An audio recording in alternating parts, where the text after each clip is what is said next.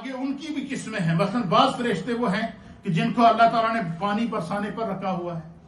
बाज फरिश्ते वो हैं कि जिस वक्त बच्ची या बच्चा मां के पेट के अंदर आता है, 9 माह तक जो बच्ची बच्चा मां के पेट के अंदर रहता है, जब तक उसकी पैदाइश होती है अल्लाह ताला ने उसकी हिफाजत के लिए फरिश्ते मुकर्रर किए।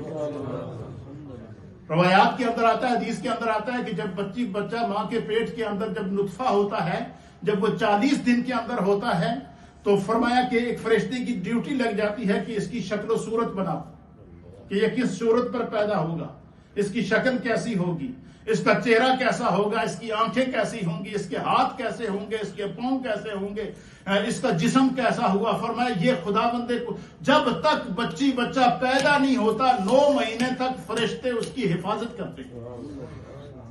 और वो आप अंदाजा लगाएं कि कैसे हिफाजत की जाती है कि आप देखें कि जब बच्ची बच्चा पैदा हो तो फिर उसके बाद उसकी ग़िज़ा उसके मुंह के जरिए शुरू होती है।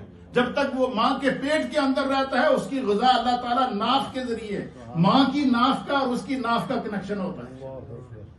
और हर इंसान को, जिस इंसान को अल्लाह ताला ने जिस मट्टी से पैदा किया है, उसकी मट्टी को अल्लाह ताला ने, हर इंसान की ये जो नाफ है ना, जिसको तून कहते हैं, इसके अंदर जो छोटा सा गोल सुराख होता है, इसके अंदर जो है वो उसकी मट्टी की खुशबू आज भी मौजूद है। आप नाफ के सुराख को आप उंगली लगाकर आप अगर नाक के पास ले जाएंगे तो आपको मट्टी की स्मेल आएगी। ये उस मट्टी की स्मेल आएगी जिस मट्टी से हमें क्रिएट किया गया, हमें पैदा किया गया, हमारे जिस्म को बनाया गया है। तो फरमाया कि कुछ वो फरिश्ते हैं जिनके सुपुर्द अल्लाह ताला ने क्या किया है, जो है बच्चों की हिफाजत के ऊपर। फिर इसी तरीके से एक रवायत के मुताबिक आपने देखा कि छोटे बच्चे जो होते हैं ये जब भागते हैं तो अक्सर आपने देखा होगा कोई बच्चा सीढ़ियों से गिर गया, नीचे आके लगा, पता चला ऊपरों जनाब फुटबॉल की तरह नीचे आया, नीचे आके बच्चा खेलना शुरू हो जाता है। जो बच्चा वो गिरता है, फरमाया कि अल्लाह ताला ने जब तक बच्चा बालिग नहीं होता, अपने आप को संभालता नहीं, फरमाया खुदा ने उसके साथ फरिश्ता मुकर्रर किया होता है। अगर बच्चा कहीं से गिर जाए तो फरिश्ते उसे अपने पैर पर उठा लेते हैं। अब आपने कहा सबसे ज्यादा बच्चे जमीन पर गिरते हैं या नहीं गिरते, लेकिन वो जख्मी नहीं होते। उसकी वजह क्या है, खुदा उनकी हिफाजत करता है।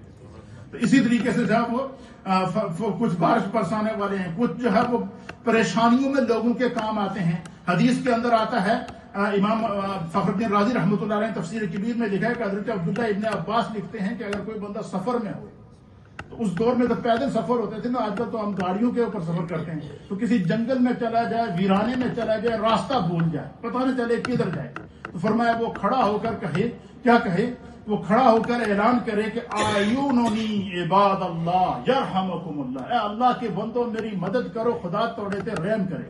फरमाया अल्लाह ताला उसकी मदद के लिए फरिश्ते भेजे, फरिश्ते उसकी रहनुमाई करें। इसी तरीके से जो है वो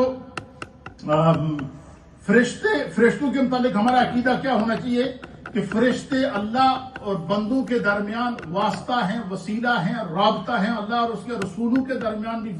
और जो बड़े मेजर फरिश्ते हैं उनमें से हजरत जिब्रील अलैहिस्सलाम की ड्यूटी वो अंबिया इकराम के ऊपर वही लेकर आना, तो आसमानी कुतुब को लेकर आना, अल्लाह ताला के अहकाम को लेकर आना। फिर इसी तरीके से हजरत इसराफील अलैहिस्सलाम की ड्यूटी है कि जब एंड ऑफ द वर्ल्ड होगा तो वो सूर फूंकेंगे।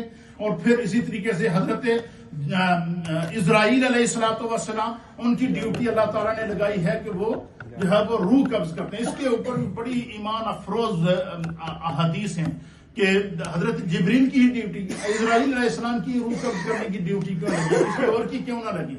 तो हदीस के अंदर आता है, आखिरी बात बड़ी ईमान अफरोज बात है, हदीस के अंदर आता है कि जब अल्लाह ताला ने हजरत आदम अलैहिस्सलाम की तख्लीक का इरादा किया ना, तो इमाम फखरुद्दीन राजी लिखते हैं कि अल्लाह ताला ने जिब्रील अमीन को हुक्म दिया कि जाओ जमीन के ऊपर से जितने रंग की मैंने मट्टी पैदा की है, हर रंग की मट्टी लेकर आओ। क्या करो, हर रंग की मट्टी लेकर आओ।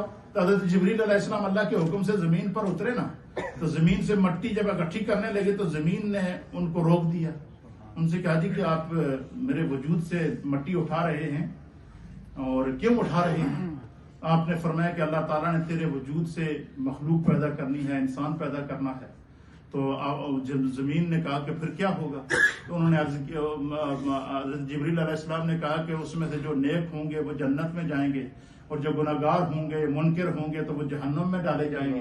تو جب جبریل علیہ السلام نے جہنم کا نام لیا نا تو حدیث کے اندر آیا، امام فخر الدین رازی لکھتے ہیں کہ زمین نے چیخنا شروع کر دی اور زمین نے فریاد کی کہ جبریل علیہ السلام سے کہ آپ اللہ کی بارگاہ میں جائیں، میری فریاد پہنچائیں کہ میں نہیں چاہتی کہ میرا کوئی حصہ جہنم میں جائے۔ تو جبریل علیہ السلام کہتے ہیں کہ زمین نے اتنی عاجزی کے ساتھ گریہ زاری کی کہ میں واپس اللہ کی بارگاہ میں چلا گیا اور بار عرض کی کہ بار الہ میں گیا تھا، زمین نے یہ سوال کیا ہے اور مجھے کہا کہ آپ اللہ کی بارگاہ میں، آپ نے فرمایا کہ اللہ نے فرمایا کہ تم رک جاؤ، میکائیل علیہ السلام کو بھیجا۔ حضرت میکائیل علیہ السلام کے زمین نے پھر یہی زمین کی عاجزی انکساری دیکھ کر واپس آ گئے۔ پھر اسرافیل علیہ السلام کو بھیجا، وہ بھی گئے تو وہ بھی اسی طرح زمین کی فریاد سن کر واپس آ گئے۔